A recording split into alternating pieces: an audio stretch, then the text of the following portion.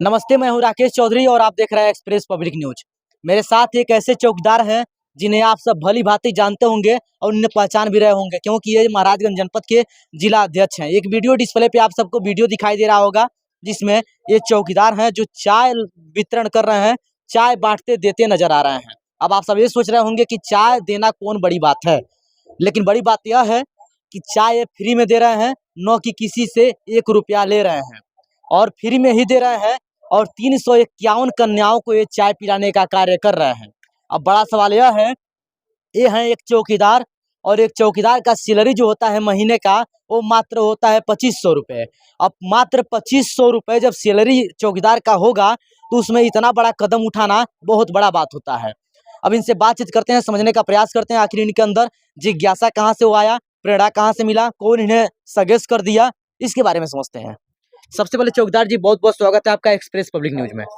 जी, आपके चैनल को मैं धन्यवाद देता हूं कि जो आप हमेशा सभी लोगों की आवाज़ उठाते रहते हैं, और अपने दर्शकों का भी धन्यवाद देना चाहता हूं।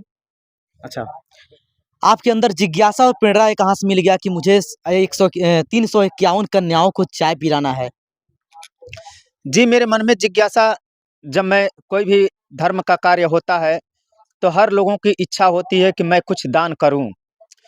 तो मैं ज़्यादा धनी-मनी आदमी नहीं हूं, गरीब व्यक्ति हूं, 2500 रुपया महीने का पाता हूं। सरकार हम लोगों का भी वेतन कब ना जाने कब बढ़ाएगी। तो मैं सोचा कि हम लोग कुछ नहीं कर सकते, तो कम से कम जिस लायक हैं उतना तो कर ही सकते हैं। तो इसीलिए मेरे मन में जिज्ञासा आया कि कम से कम मैं लोगों को इस ठंड के महीने में, बच्चियों को जो उतना दूर 6-7 किलोमीटर बेचारी पैदल चल के गई और पैदल चल के आई, तो कम से कम मैं उनको 1 कप चाय तो पिला सकूं। अच्छा, मात्र 2500 रुपये मिलता है। 2500 रुपये में और भी कुछ आप कर सकते थे। चाहते तो अपने घर में किसी बच्चे को कपड़ा खरीद सकते थे, चाहते तो अपने घर में साग सब्जियां भी ला सकते थे, क्योंकि परिवार उससे खुशहाल होता। लेकिन आप क्यों ऐसा नहीं किया और चाय पिलाने का कार्य किया? जी, सब लोग अपने परिवार के लिए ही जीते हैं, और अपने परिवार के लिए हर एक व्यक्ति परिवार के लिए ही जीता मरता है। लेकिन ये जनता और ये बच्चे, एक तरह से माना जाए तो ये भी किसी के परिवार हैं। मैं बच्चों को इसलिए चाय पिलाया कि जो बच्चे हैं, अपने बच्चे तो सब हैं, क्योंकि मैं इस गांव का चौकीदार हूं, तो सभी बच्चे मेरे ही हैं, एक तरह से देखा जाए तो। और अपने परिवार के लिए हर हर कोई जीता है। बड़े बड़े पैसे वाले करोड़पति सिर्फ अपने परिवार के लिए सोचते हैं, लेकिन मैं महज 2500 रुपया पाता हूँ। अब सरकार उस पर क्या विचार करे, वेतन बढ़ाएगी कि नहीं बढ़ाएगी, वो सरकार की मंशा है। लेकिन कम पैसे में भी जिस लायक हैं, उस हिसाब से हम लोग अपने जनता का सेवा कर सकते हैं। हमारे वहाँ इस साल लगभग 17वां साल चल रहा है, तो हर साल तो वितरण नहीं कर पाता, मेरे मन में ऐसा कुछ पनपा नहीं। लेकिन इस बार मेरे मन में ये विचार आया कि मैं भी, बड़े-बड़े लोग तो बड़े-बड़े दान पुण्य करते हैं, कंबल बाँटते हैं, लेकिन मैं इस ठंड में कम से कम नहीं कुछ करूँ, तो लोगों को 1 कप चाय तो पिला सकूँ। जितने भी लोग वहाँ मौजूद थे जब आप चाय वितरण कर रहे थे, तो काफ़ी लोग ये सोच रहे होंगे कि ये बहुत बड़ा आदमी होगा, पैसा वाला होगा, पैसा काफ़ी इसके पास होगा, बैकग्राउंड में कोई सपोर्ट होगा, कमाने वाला होगा। तो ज़रा इसको आप स्पष्ट कर दीजिए, क्या ऐसा तो नहीं है कहीं आपके पास पैसा बैकग्राउंड में रखे हुए हैं, इस तरह से इस सोच को लाए और कुछ पाना चाहते हैं? नहीं, नहीं, ऐसा नहीं है। इसमें मैं किसी से भी 1 भी रुपए का मदद ना तो जग समिति से लिया, ना ग्राम प्रधान जी से लिया। हाँ, एक व्यक्ति हैं जो मैं अपनी बात उनके सामने रखा, तो उन्होंने कहा कि मुझे भी इसमें सम्मिलित कर लीजिए। तो उनका भी जिज्ञासा को देखकर मैं बोला कि बहुत अच्छी बात है कि आपके अंदर भी वो प्रेरणा आई जो मेरे अंदर थी। तो हम दोनों लोग मिलकर इन कन्याओं को और इन जनता का सेवा करने के लिए चाय का वितरण किए। चाय और नमकीन दोनों का व्यवस्था किए गए। टोटल कितना खर्च आया? टोटल हम लोग का खर्च लगभग 2000 रुपये खर्च आया। अच्छा, आगे क्या सोच रहे हैं? आगे मैं सोच रहा हूँ कि भगवान ऊपर वाला और हमारे माननीय मुख्यमंत्री जी, अगर हम लोगों का अच्छा वेतन हो जाता है, जब पैसा रहेगा तभी तो सेवा कर पाएँगे। जी, जी। जब हमारे पास पैसा ही नहीं रहेगा, तो हम कैसे सेवा कर पाएँगे? मैं सोच रहा हूँ कि अगले साल कुछ और नया करने का। हुँ। यदि हम लोग का अच्छा खासा वेतन मिलता है, तो पैसा कितना भी आए, हुँ। पैसा मायने नहीं रखता। इंसान तो पैसा जिंदगी भर कमाता रहता है, जिंदगी भर उड़ जाता है। कोई दारू पी के उड़ा देता है, कोई अपना जमीन जायदाद बेचकर उड़ा देता है, लेकिन धर्म के काम में सभी लोगों की मंशा नहीं होती। लोग सोचते हैं कि मैं क्यों फ्री में करूं, लेकिन ये फ्री नहीं है। आज हम यहाँ जनता की सेवा करेंगे, ऊपर वाला हम लोगों को जरूर कुछ न कुछ अच्छा ही करेगा, ताकि हम लोगों का मनोबल और बढ़ता रहे। अच्छा, फिर आप लोग जिस तरह से तत्पर रहते हैं और चाहते हैं सरकार मेरा पगार बढ़ा दे, मेरा तनख्वाह बढ़ा दे, जी तो क्या अगला कदम कुछ सोचे हैं कि मेरा तनख्वाह बढ़ जाए? हम लोग रात दिन इसी चिंता में डूबे हुए हैं।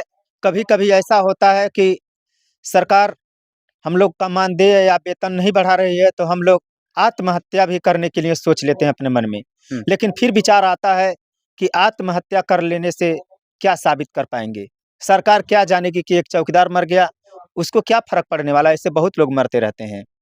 अच्छा, तो मेरे मन में ये सरकार से गुजारिश है कि सरकार इन गरीब असहायों को भी कुछ लायक बना दे, ताकि हम लोग जनता का सेवा हमेशा हर साल कहीं भी जगह, हमारे गांव में नहीं, कहीं भी जग हो, कहीं भी धर्म का काम हो, तो उसमें हम लोग बढ़ चढ़कर हिस्सा लें। क्या कोई ऐसे भी कन्याएं उसमें मिली जो आपसे कुछ कहीं उस चाय वितरण के दौरान? चाय वितरण के दौरान सिर्फ कन्याएं हैं, वो क्या जानती हैं, वो क्या प्रश्न करेंगी? उनको तो फिर भी बस कुछ कहीं कि नहीं की कि जैसा कि कोई आज के जनरेशन में, आज के दौर में कोई 1 रुपया भी दूसरों के लिए खर्च नहीं करता है। लेकिन आपने कहीं न कहीं 351 लगभग कन्याएँ वहाँ पे थी, मैंने खंगाला है, देखा है। जी, तो जी। 351 कन्याओं को आपने चाय पिलाने का कार्य किया है, तो क्या ऐसा भी कोई कन्या आई उसमें कि जो आपसे कही कि आपने बहुत अच्छा काम किया, हम लोग को चाय की ज़रूरत थी या फिर नहीं थी, ऐसा कुछ करके? ऐसा किसी भी कन्या कोई ऐसा नहीं बोली, लेकिन सब लोग देख रही थी, आपस में भी बात कर रहे थे कि बहुत अच्छा काम कर रहे हैं। हाँ, इस ठंड के महीने में। कुछ लोग ऐसे सोच रहे थे कि समिति के द्वारा चाय बाँटता होगा, यही सोचकर कोई उतना पूछताछ भी नहीं किया। सब लोग यही सोचते हैं, जो दर्शक भी होंगे वहाँ पे, वो भी सोचते होंगे कि प्रधान जी अपने समिति के द्वारा इनको लगाए होंगे बाँटने के लिए। लेकिन लेकिन कहीं न कहीं ऐसा आपकी श्रद्धा थी, आपने हाँ, अपने पास से ही सारा कुछ किया। वो मेरी अपनी खुद की श्रद्धा थी। मैं जो भी कुछ किया, मैं अपने और एक जो हमारे पहुना लगते हैं, रिश्तेदार हैं, उनका भी श्रद्धा है, वो भी धर्म के काम में बहुत उत्सुक रहते हैं। तो उनके मन में भी आया, तो हम दोनों मिलकर इस काम को किए। अच्छा, क्या चाहते हैं आप चौकीदारों का सैलरी चाहे पगार कितना हो जाना चाहिए? अगर कितना होना चाहिए ताकि आप और भी काम कर सकें, नेक काम कर सकें, लोगों में कुछ अच्छा कर सकें? सरकार से हमारी यही उम्मीद है, जैसे कि समान काम समान वेतन। जैसे चौकीदार इस समय हर जगह पे कहीं बैंक पर भी लगाए जा रहे हैं। गाँव में उनके 24 घंटा 30 दिन की ड्यूटी तो रहती ही है। जी। लेकिन 2500 रुपया अल्प वेतन पाने की वजह से हमारे चौकीदार भाई बिल्कुल निराश रहते हैं। वो सोचते हैं और हम भी सोचते हैं, क्योंकि हम भी एक चौकीदार हैं। मैं दिन रात यही सोचता हूँ कि आज तो किसी तरह से खाना खा लिया गया, कल के लिए कहाँ से व्यवस्था किया जाएगा? क्योंकि दाल महँगा है, तेल महँगा है, और इस समय लगभग 150 रुपया किलो तेल मिल रहा है, और हम लोगों का प्रतिदिन का 83 रुपया मिलता है। जी। अब उस 83 रुपये में हम अपने तेल लाएँगे, कि बच्चों को पढ़ाएँगे, कि चावल खरीदेंगे, कि सब्ज़ी खरीदेंगे? क्या कर पाएँगे हम लोग 83 रुपये में? जबकि एक चौकीदार का खुद का अपना स्वयं का परिवार को छोड़ दीजिए, वो स्वयं का अपना गुज़ारा करना चाहे, तो भी 83 रुपये में उसका प्रतिदिन का गुज़ारा नहीं हो पाएगा। अच्छा, 17 साल आपके वहाँ यज्ञ हुआ। जी, जी। 17 साल में और अब में क्या आपने बदलाव देखा है? ये बताइए अपने तरीके से, अपने जैसे आस-पास कि में। हर साल अनेक प्रकार के जैसे यज्ञ होते रहते हैं।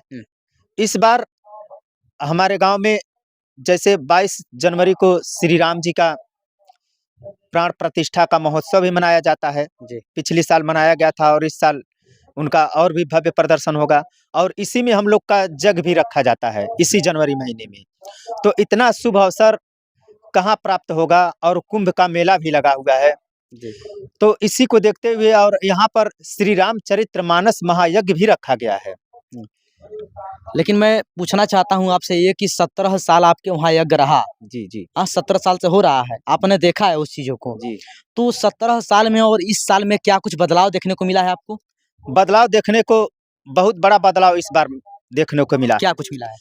जैसे कि हमेशा हमारा हमारे गांव के जो भी माता बहनें, चाचा बुजुर्ग जो भी जाते थे, वो एक टेंट के नीचे रहते थे। जी। और बारिश कब आ जाती है उसका कोई ठिकाना नहीं, कभी आंधी आ जाती, कभी बारिश आ जाती है। तो जो रामचरितमानस का पाठ किया जा रहा था, उसमें सभी लोग उठकर भागना शुरू कर देते थे बारिश की वजह से। जी। लेकिन आज वहाँ पर माँ काली के पैसे से जो भी धन इकट्ठा हुआ, प्रधान जी के सहयोग से वहाँ पर बहुत ही बड़ा जो है टीन शेड जी, जी। डाल दिया गया, छत्र ताकि छाया का व्यवस्था। छत्र छाया का व्यवस्था कर दिया गया। जी। और हमारे गांव में जो शहरों में रोड लाइट तिरंगा लगाया जाता है, जी, जी, जी। वो भी हमारे गांव में इस साल लगाया गया है। जो गांव हमारा इस समय एक मंदिर की तरह दिखाई दे रहा है। जी, बहुत-बहुत धन्यवाद आपको। देखिए, ये थे चौकीदार और मुझे ये लगा कि वीडियो इसलिए भी दिखाना चाहिए कि एक आज के दौर में कोई 1 रुपये भी दूसरों के लिए खर्च नहीं करता है और ये चौकीदार कहीं न कहीं 2000 रुपये भी इन्वेस्ट करते हैं, अगर सामाजिक कार्य के लिए, लोगों की अच्छाइयों के लिए, तो कहीं न कहीं ये चीज़ों को दिखाना चाहिए और सभी को इस तरीके से काम करना चाहिए। बाकी इन चौकीदार के बारे में आप लोग क्या सोचते हैं? कमेंट बॉक्स में ज़रूर लिखिएगा और जितने भी चौकीदार इस वीडियो को देख रहे हैं, आप लोग ये बताइएगा इनका काम कैसा लगा और क्या वास्तव में चौकीदारों का सैलरी बढ़ना चाहिए? ये सारे लोग कमेंट बॉक्स में ज़रूर लिखेंगे।